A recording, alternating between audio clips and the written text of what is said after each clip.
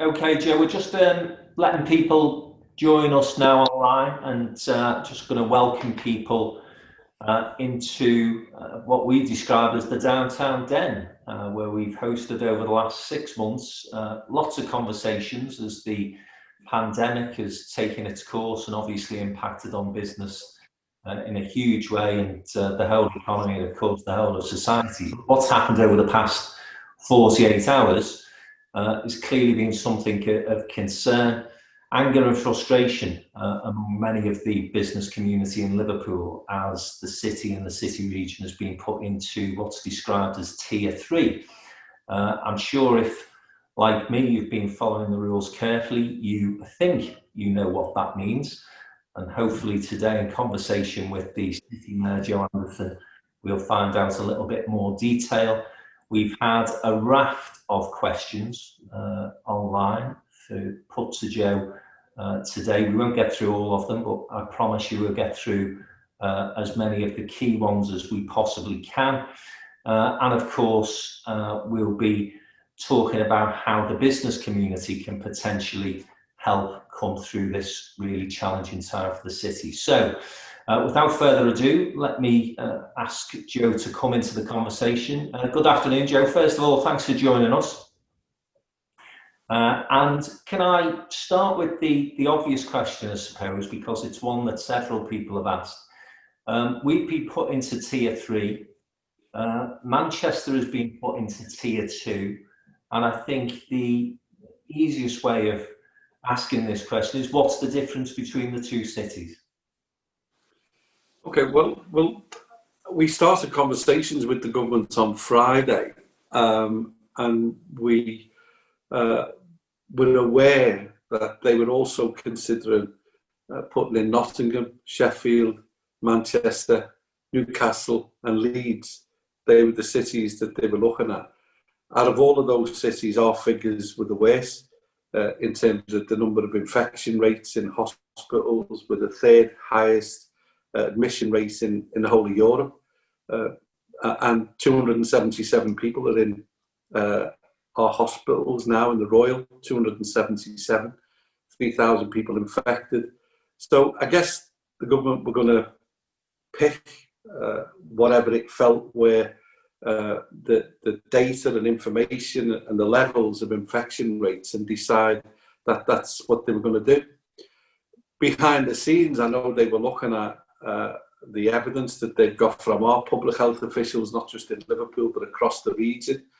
And they were looking at the information that they were receiving, from those cities as well. I think if Manchester's figures, and I'll just pick out Manchester, I can't, necessarily go through every single one of them. But if we take Manchester, for instance, and they took out the infection rates that were, if you like, linked to the student population, then you'd see their figures come down pretty dramatically. That doesn't apply to Liverpool or the Liverpool city region. Ours seem to be between the ages of 17, 25, a big chunk, and then right across the age spectrum. So it is up to, over 40s, over 50s, over 60s as well, where we are a lot consistently higher than any of those other cities. And of course, what we also must remember, Frank, is that, we had discussions with central government, and our discussions centred around a number of things. And that was, of course, fundamentally for you, but what you want to hear is how strongly we argued for support for businesses. But they were also receiving information and feedback from health officials here, the clinical commissioning group, the NHS, the public health directors, and everybody who were telling them how concerned they were with the figures and with the infection rates and the R rate. Let's be clear, 700 people have been infected in a week. It's doubling every week. So whether we like it, the government was always going to do something about the position of Liverpool, and in terms of what measures or how or where they put us in those tiers. It was always going to be inevitable, in my view, that we were going to enter into Tier 3.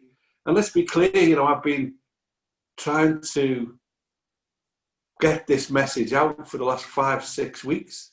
You know, when the infection rate was 5 weeks ago, the infection rate per week was 91.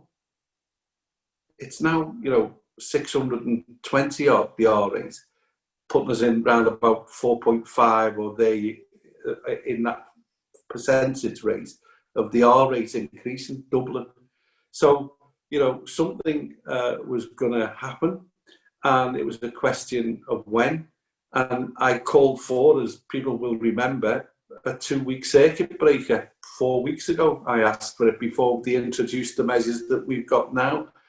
So, you know, there's very little we could do about the fact that the government were going to place us in the tier 3.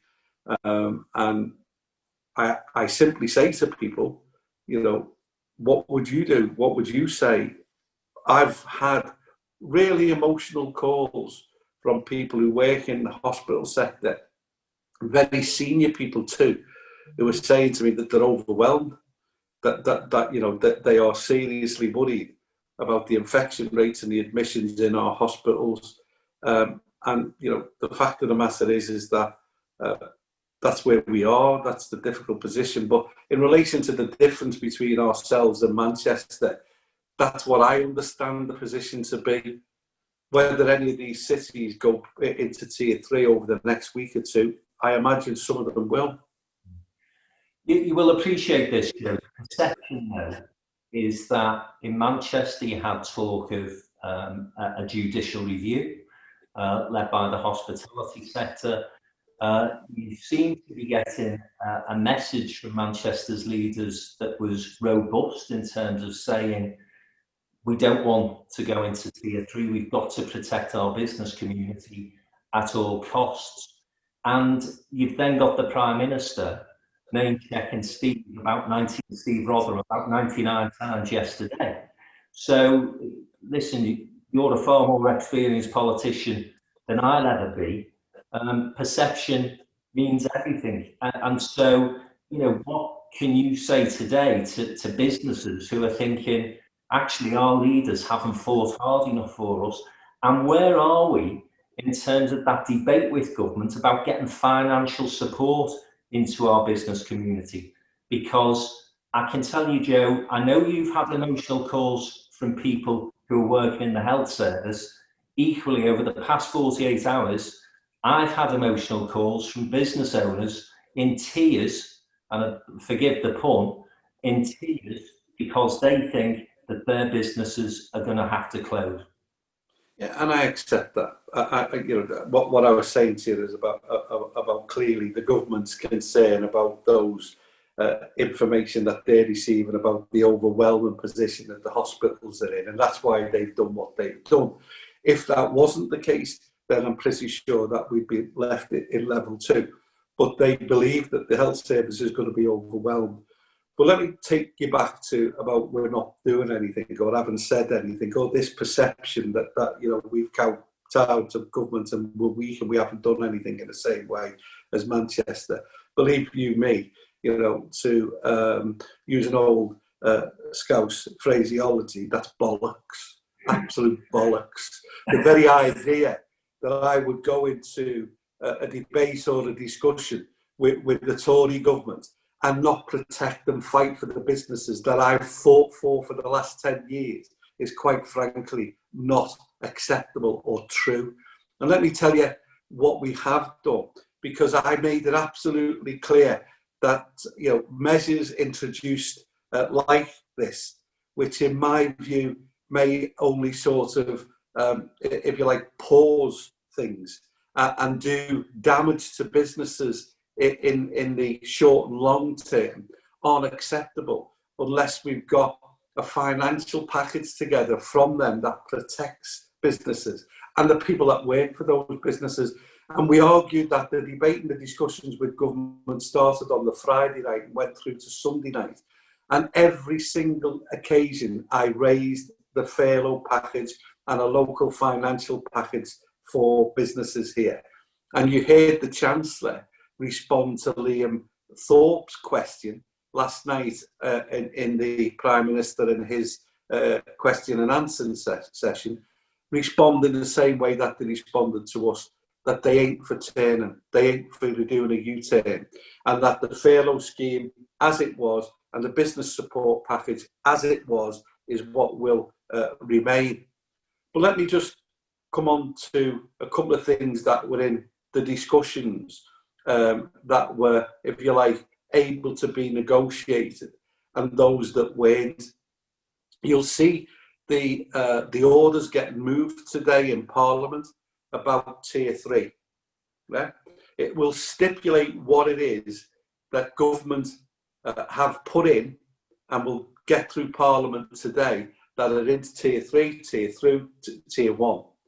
In Tier 3, it will be that government will, not local government will close down bars, 10 o'clock restaurants, bookmakers, casinos, gymnasiums. They're the things that are in that legislation. I don't make the legislation, they make the legislation. I made it absolutely clear that most of our restaurants are COVID safe. And it was me that argued, because I tell you this, I wish this could be a fly on the wall. They were going to close restaurants. And it was me that made it absolutely clear that restaurants are COVID safe and have invested thousands in the same way many of our public houses have. I made the point that, in my view, you could have had a staged and staggered approach to closure of pubs. I made that argument. I'll tell you exactly what was said back to me. Quote me, record me. I'll tell you exactly what was said, because I questioned them and I said, if you look at the data and the information that I have with infection rates in hospitality, it's less and lower than it is in education. Yes, Joe, we get that, but we ain't closing schools. We ain't closing universities. We ain't closing higher education. Forget about them, Joe. They're not closing. The only things we have to go for, therefore, is the hospitality sector, and that's what we're going to do.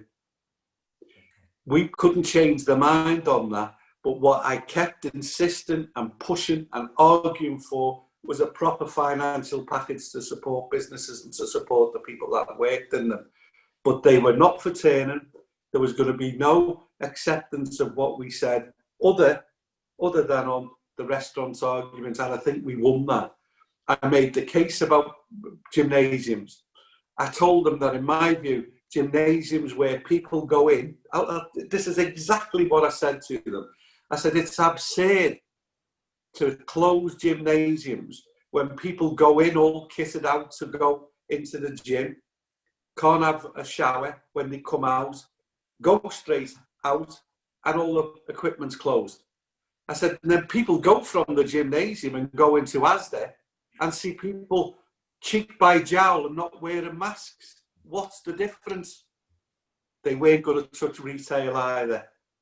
So they're questions for central government to answer. But believe you me, Frank, I made those and argued those points really strongly, as did Steve Rotherham and the other leaders as well. We argued and made those cases because some of them are not acceptable. I know, for instance, that the infection rate in education is around about 25%. The infection rate through retail is about 25%. The infection rate through mixing just in the community and out there on the streets is about 25%. The other 25% is the hospitality sector, and that includes the bars and restaurants and the gymnasiums and the picking on them. So we made that case. But let me just make this point about businesses and me in particular. And me, I want to make this point right down the lens to you. I'm fighting and standing up for businesses in this city. It was me that introduced the Without Walls. It was me that took the package of 10 million from Liverpool City Council to get 30 million of underspend in terms of paused capital investment, to turn that into £40 million package that we're going to be distributing to businesses across the city region. And what we've managed to negotiate with government is extra money to deal with COVID. We've managed to secure some of that. So I believe that we'll be able to free up a bit more. I argued the case that there's an underspend in the business grants that were allocated to Liverpool, £40 million across the city region. I argued for that because it's ring fenced for businesses to be allowed for us to use to support businesses. If you're not going to increase the furlough package and you're not going to increase that support to business through that, allow us to do that. It was rejected, but we're working on it. We're talking to them and we might get some movement. But today, later on today, at a press conference with Steve Rotherham, we'll be announcing how we're going to be trying to support individually the businesses in Liverpool City region. Because I too had people on the phone, businesses, in tears to me last week. And I was getting the blame because I was calling for a circuit breaker. And I was calling for the circuit breaker to protect businesses so we had a short, sharp shot so that we could get back to normal again before Christmas.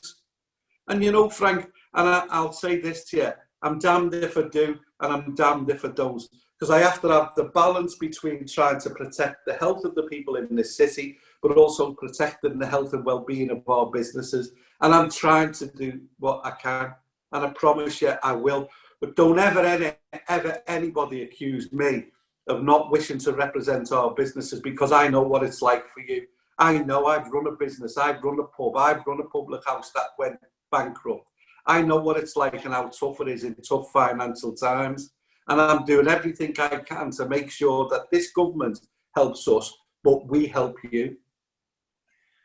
Now listen, Joe, you've made a very solid and robust statement there, and a couple of points that I just want to make on the back of that I know people will be thinking as you've been speaking. So the first is, I know that hospitality is on the rise of this crisis, but of course, in a place like Liverpool and most major cities, the same now, hospitality can't be put in a box and not seen to be impacting the rest of the business community. So, you know, is going to suffer massively because footfall is falling. I can tell you now that hotels in the city overnight have literally had hundreds of cancellations. You've then got some of the restaurants in the city who, without bars alongside them, feel isolated and are already saying, you know, in some senses, we wish actually close because then we could get help. You've established this fund of 40 million, and again, that's more than any other city as far as I'm aware, but it's not going to go far. What can we do as a business community to work with our political leaders and politicians to get this economic message across to the government? Because, Joe, I don't want to over-dramatise this, but ultimately, if we continue down this path, then we are going to end up in a situation where we've literally got back to the situation of thousands of job losses, high unemployment levels, and I'm not suggesting we're going to go back to the 80s because I think we're in a far better place than we were back then. But nonetheless, there is a genuine fear now in Liverpool that we are staring down the barrel of a gun. What can we do to help you get the message across to government? Just doing what you're doing. Bill Addy was on Sky this morning, you know, making it clear how this is impacting on businesses. You know, the video that I can't remember the name now, but it was a place, I think in Bowl Street, where I retweeted it. She did a Channel 4 interview, you know, really emotional interview. But that sort of thing has got to keep being done. You know, when we have the press conference this afternoon, by the way, the point you make before I come back to this point, Frank, was about, you know, the tiers below, you know, the businesses that are being closed, the pubs and stuff and whatever. It is the hotels, it's the taxi drivers, it's the independent business, it's also the arts and cultural sector. I know how far the ecosystem spreads, if you like. So I'm fully aware of that. And that's why, you know, the package that we've got, the 40 million, I'm absolutely confident that we'll be able to, with what we're trying to negotiate with these, is be able to add to that. Because you're right, it's not a huge amount. But if it's only for a short period, so that within the month we've reviewed this, we might be able to get through it and look forward to hopefully being able to then, remain open for the period heading towards Christmas. Now, I know there's a lot of hopes in that, but that's what I'm clinging on to, and that's what I'm trying to aim for and trying to see what I can do. But I know if you're, staring down the battle and looking at a situation where, the likes of Paul Askew made it absolutely clear, the other day or yesterday when he was talking about, the uncertainty, as you rightly said, with bars not being open to restaurants. Why are people going to go, there anyway or visit there? Because it's usually, people who are going into the pubs then go to the restaurants to have a meal. But it's that uncertainty about what to order. It's that uncertainty about rostering your staff. It's that uncertainty about, what days to try and stay open and all of those things. So it is very much a case that you have to somehow find a way of articulating that case as well, as I will. It's one of those, that we're getting tarnished, or I'm getting tarnished with not speaking out or not making that case. Believe you me, we are. But you don't get to see it or hear it, because often and quite often it's behind closed doors.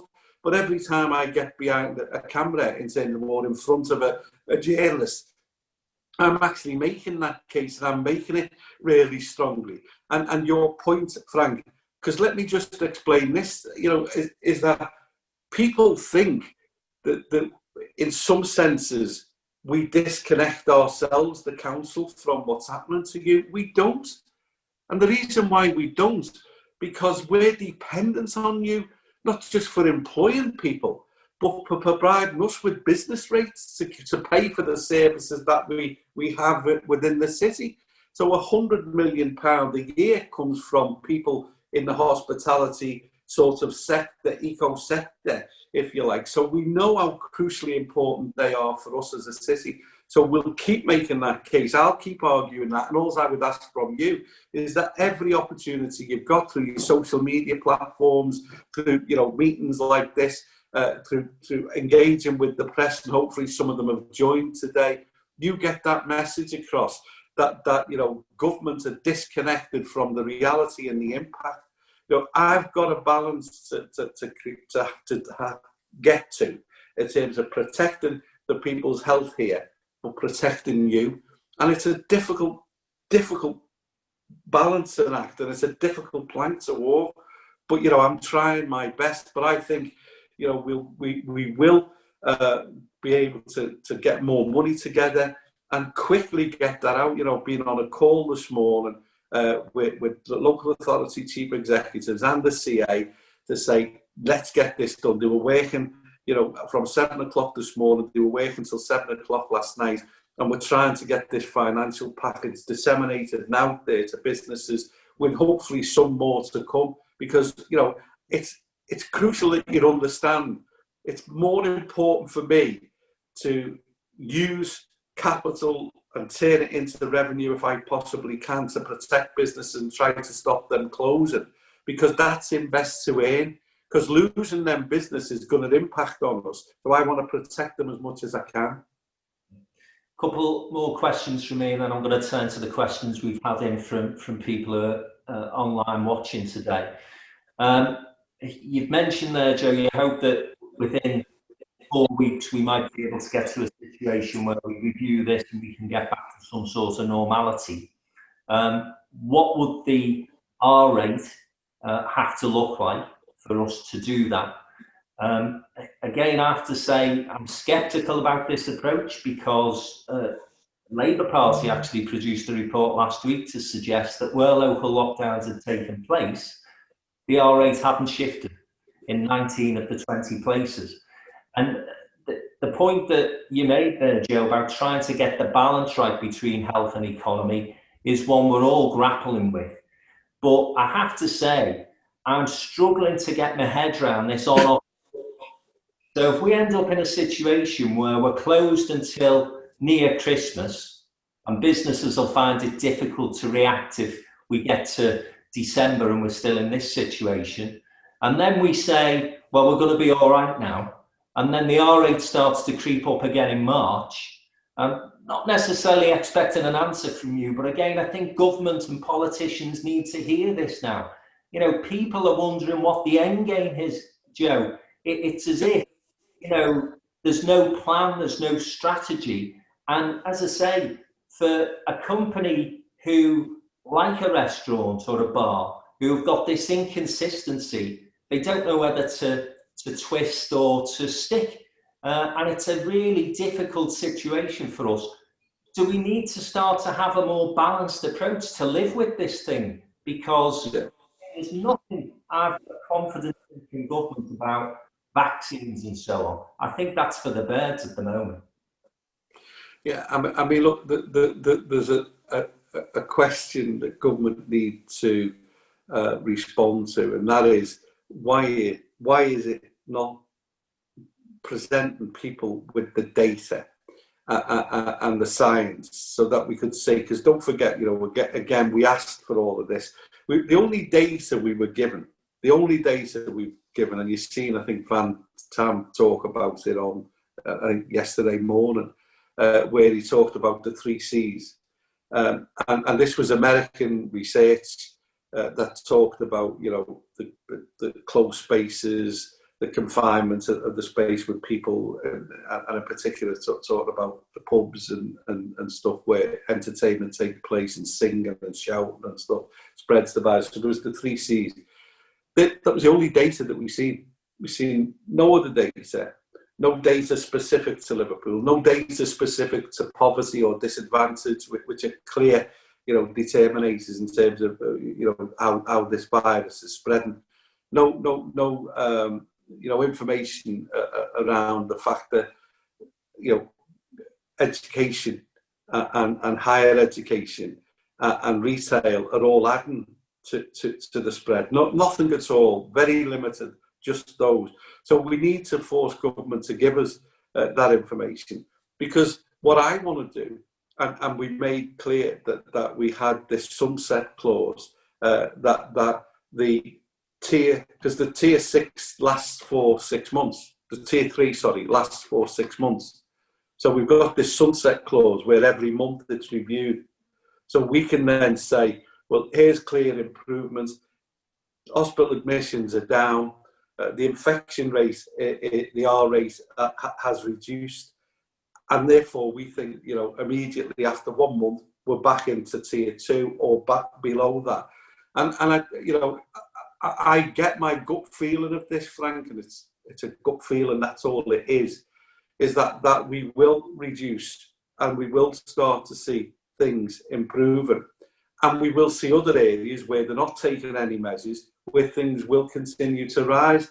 So, you know, I guess in some senses, I can't give any confidence to businesses to say that then there might not be another peak post-December, you know, after Christmas, there might not be another peak. I don't know. I think for me, you know, I've always argued that there's going to be peaks and troughs, and you're going to be having those as you try to get a balance right. But that's national, and that's also local as well.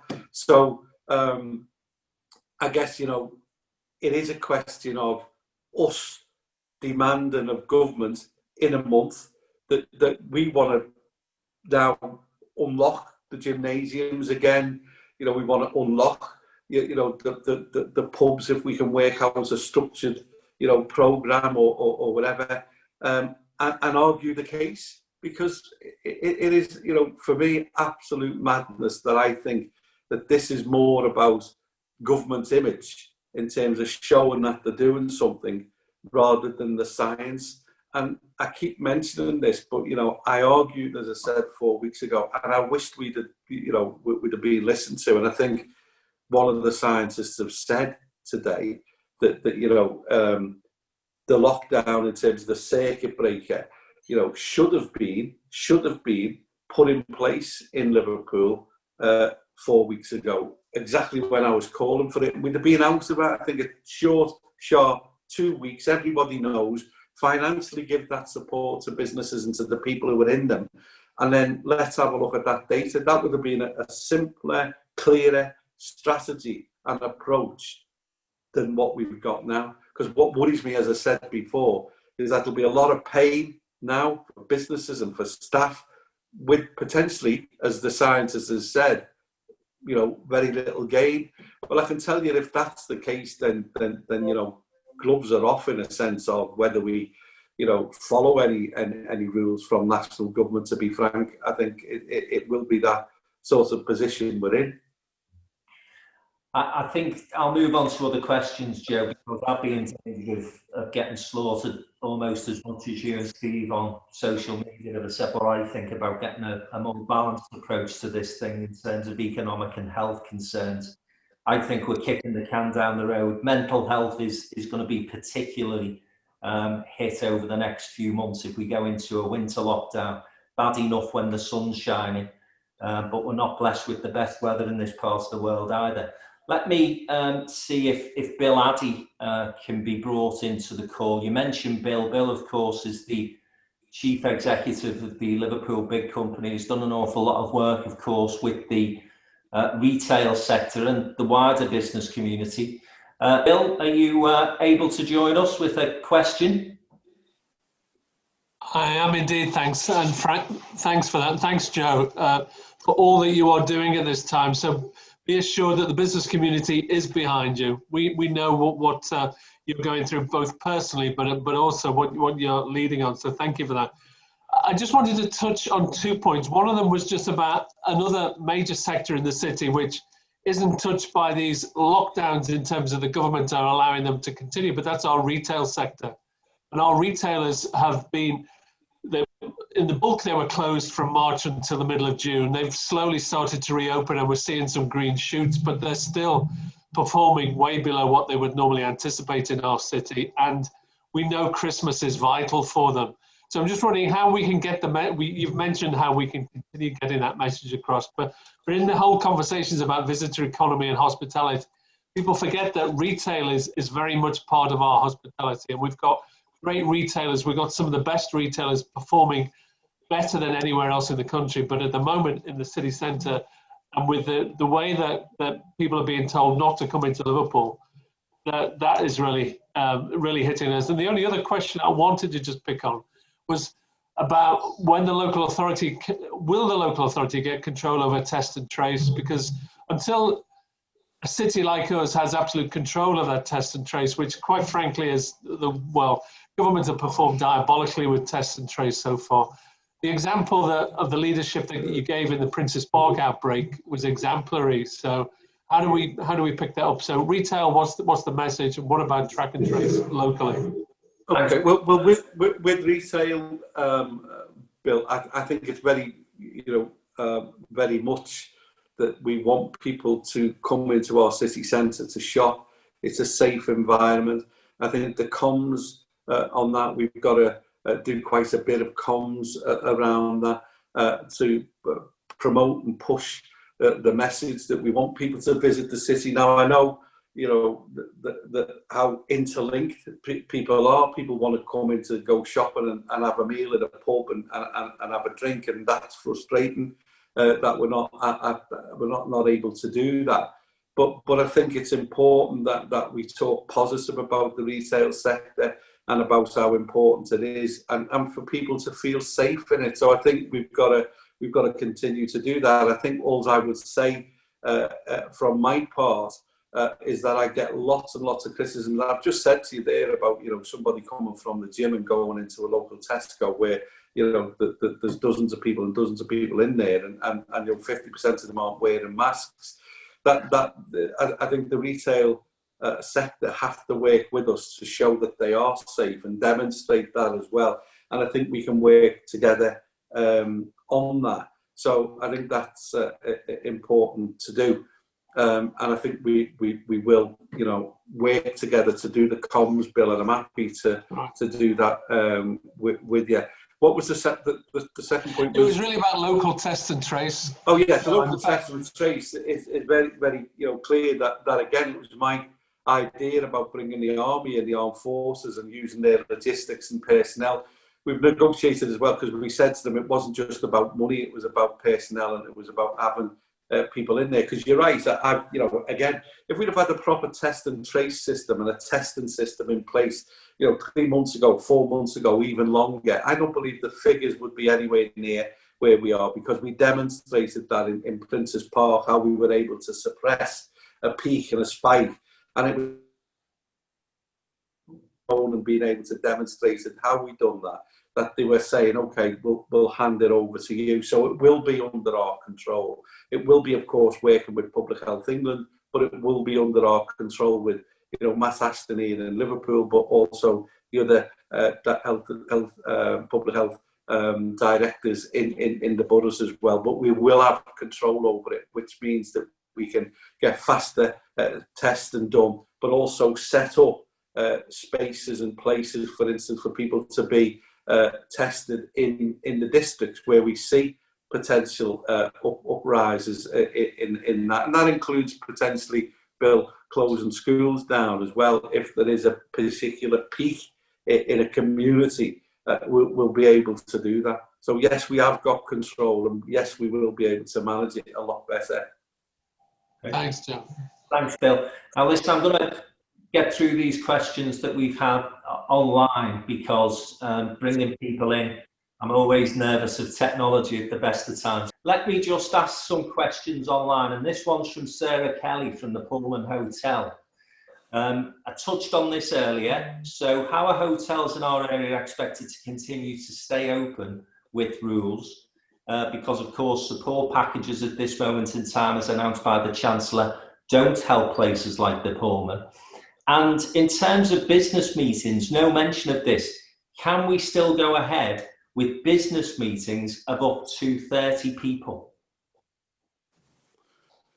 The full guidance gets published today, Frank, in terms of what you can and what you can't do. The minutiae and the details of those things are not what have been shared with us.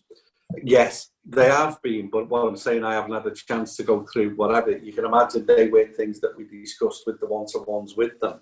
My understanding of that is probably no, because it's about the mixing of households and stuff, and it's the mixing in general, the rule of six and stuff, what have you. So my belief in that is no, and it's about, also within this tier 3 guidance is don't travel unless you need to.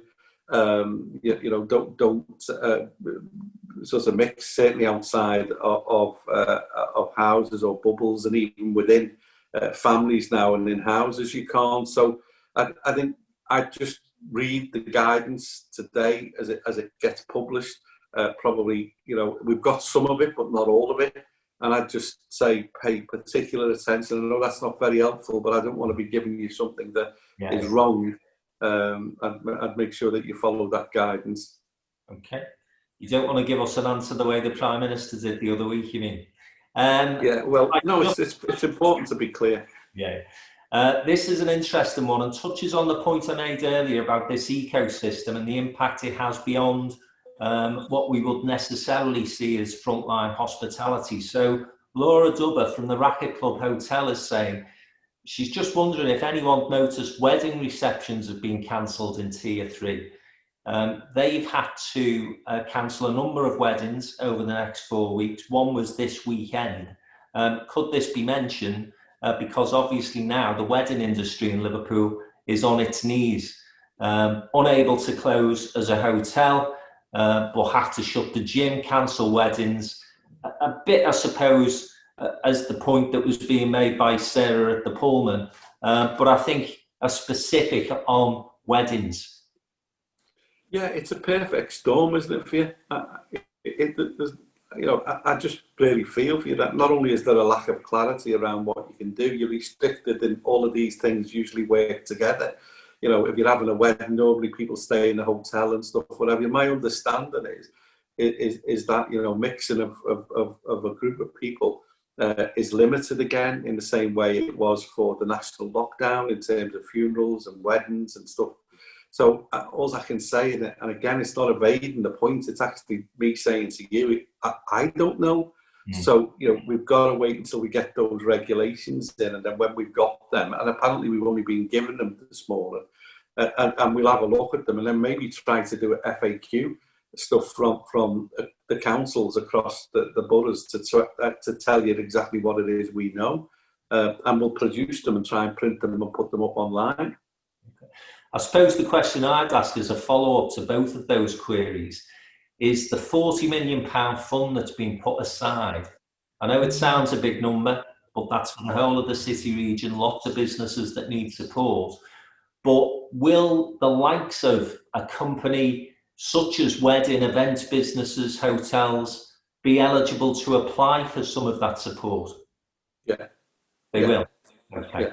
Cool. And that's local help. Again, let me make... And any businesses that have been affected will be allowed to apply. And that's the point here. Any businesses that have been affected will be allowed to apply. And so it's not going to be just restricted to a pub. Or the restaurants who have been affected and people that have been affected. Don't forget, we put this package in before the measures, the tier 3 had been even announced, but we knew we were going to be facing tougher measures. So yes, we will, and when we're trying to add to that figure, Frank, we're working really hard to see if we can get some money off these people to increase that. Okay.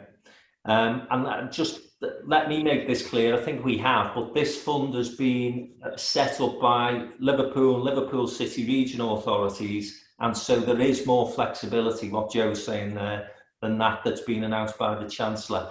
John Williamson from Vextrix, I think he's asked a series of questions, but the one I'm going to pick out, because this takes us into more positive territory, and I don't want this to be all doom and gloom today. What's the strategy to declare Liverpool open for business once tier 3 status is reduced? And again, Joe, we've been talking for a number of months now as a marketing campaign that really does go out there and start to offer Liverpool as the place to come to in the future. So where are we with those plans? Yeah, I think the point. Joking aside, when we started the session, you said to me, "What's the difference between Liverpool and Manchester?" Well, there's a great deal of difference. We're better, and I think the fact of the matter is that there are a number of exciting things happening and a number of exciting projects, and I do think that we've got to start to push back and market ourselves again. Frank, let me be absolutely clear. We're facing, and we're in a shitstorm, and it's going to be like this for some time. But as we, have tier 3 lifted in terms of where we can try and push back to get back to normal as quick as we can, then we've got to take advantage of that. We've got to push and promote businesses and also promote the fact that our city is one of the best places to come to in the world, and our city centre is safe. All of the things, all those messages, all that information, we've got to get out there. So we'll be working with you and working with the Chamber, working with the BID, working with Downtown and others to promote that, and I'll do as much as I can. Okay. You've mentioned gyms, but lots of questions here about gyms, bafflement that they've been closed, and you've expressed equal concern. Again, you seem to indicate earlier, Joe, that as that rate started to come, you'd be making the case that gyms would be one of the first places on the list to reopen. Would that be a fair assessment? Absolutely, and my view is that it's absolutely clear that the gyms shouldn't be closed. They impact on people's health in terms of they get people healthy. They impact on people's mental health in terms of give people an outlet to go and exercise and stuff. We all know how good that is, and they're probably as safe as anywhere. And I use that analogy. That's exactly what I said to them on Saturday. I said, "You're telling me that the gyms aren't safe, yet you've got all A, B, C and stuff, and they've been made COVID safe and they've been passed by us as COVID safe. You've took out the wet side, the pools, but they're COVID safe." And then you go to Tesco, and as I said, there's people walking around Tesco with no masks on, and nobody monitoring them. It's absurd. So yes, of course, we will be pushing back and really arguing that. And probably one of the main reasons is that we're the biggest operator of gyms in the city, of course, our own lifestyle gyms and stuff. And we want them open, not only because it's bringing revenue into us, but because it's helping people in this city cope with the COVID-19 virus. Okay. So yeah, if I will, regularly watch that, and I'll also check the legislation to make sure that if we feel that we've put in maybe extra measures or whatever, then that we can reopen them again as quick as we can. We'll explore all of that, Frank. Okay. I'll wrap this up from several people who are asking similar questions. So Daniel Gilbert from Nationwide, Frankincense, Dave C, Cube Residential, Stephen Hesketh from the Richmond Hotel. Just basically, when we get to a situation where we feel we can come out of this, any criteria that you've been told will lead to that. And if if we stay locked down and the financial support isn't forthcoming from government, how do we react? Because again, I touched on this earlier, business now on the precipice of just going bust, throwing the keys in, throwing the towel in. What actions can we take if the government just consistently say, no, we're not going to financially help and support you? Okay, well, it's an excellent point, but it's one that I would refer you back to the comments that Rishi Sunak made. And he said very loud and clear that the packages that he's put in place, the two-thirds in terms of the furlough, the £3,000 grant to businesses every month, is going to be in place for 6 months. And that's it, nothing else. We're trying to negotiate with them some of that use of that underspend, and some extra arguments for some extra financial support for businesses outside of that. They're very reluctant to do that because then that ties them in where others then go into tier 3, that they've got to do that. So it's got to be sort of nuanced in a way that we can argue it's ring-fenced. What we get from that, and any money that we get from that, and whether it's that underspend in the business grant or anything, I promise you, we will passport in to try to support businesses as best we can. In relation to how do we judge when we come out, they've given us none. They've given us no sort of saying, well, we're going to look at your hospital admission rates. We're going to look at your R rate.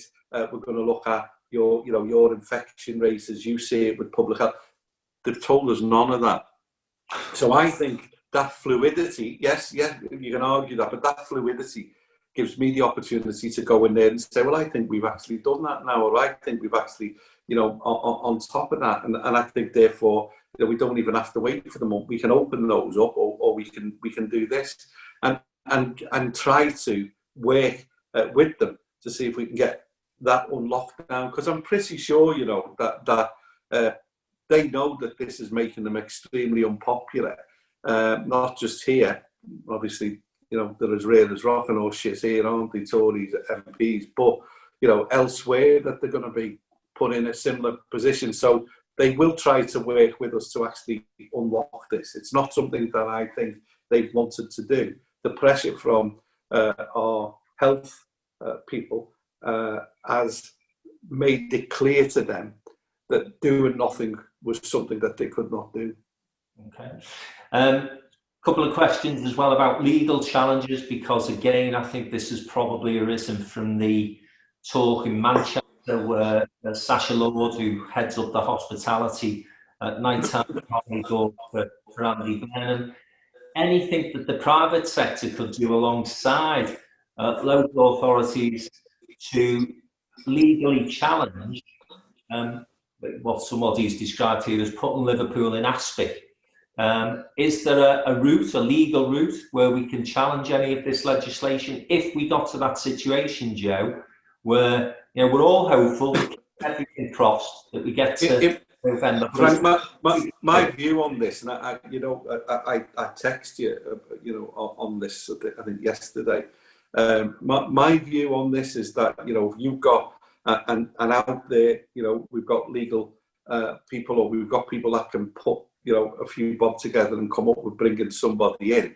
It's worth challenging, because my gut feeling is that, this is, in terms of a judicial review or looking at that, you've had a lockdown national scheme with a national furlough scheme.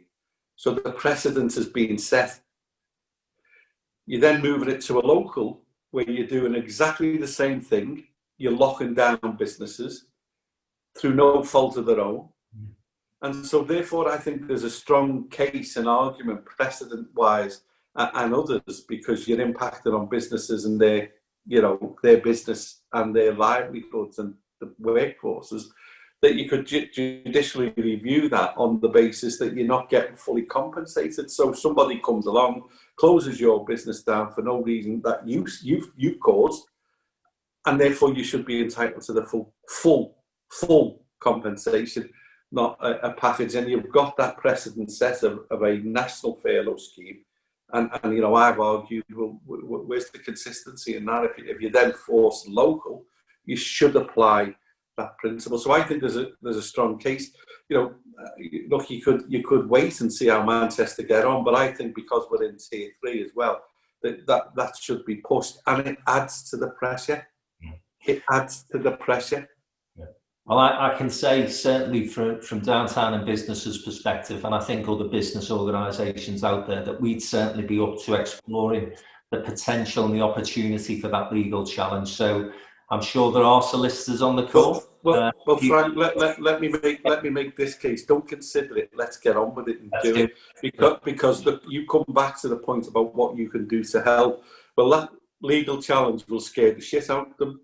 But equally, it will get the press interested in a sense that you've got local businesses in Liverpool who are affected, and it's below the chain of pubs and restaurants, it's the hotels, it's others, to say we're challenging it because we're not getting full financial compensation. Sure. Right, well, take that as done, and we'll certainly coordinate that conversation, and we'll be in touch later on with the next steps as far as that's concerned. Joe, just time for one last question. I'm just trying to pick out something that we haven't discussed as yet, and it's difficult because I think you've been wide-ranging and very, as always, open and frank in your answers and your comments today. Let me see. I'm seeing loads about gyms, and the word Nottingham keeps coming up. So I've asked you about Manchester, Nottingham. Now, you've made a comment there where you've said you don't feel as though the government are necessarily wanting to close Liverpool down as some sort of political experiment. There are certain health data and statistics that have persuaded them that Liverpool needs to go into tier 3. People suggesting here, and you may know better than me, I haven't got access to this information, that Nottingham are in a worse position than Liverpool, but have been put into tier 2. So there is, again, that's this thing about perception, Joe, isn't it? That Liverpool in some way is being picked on.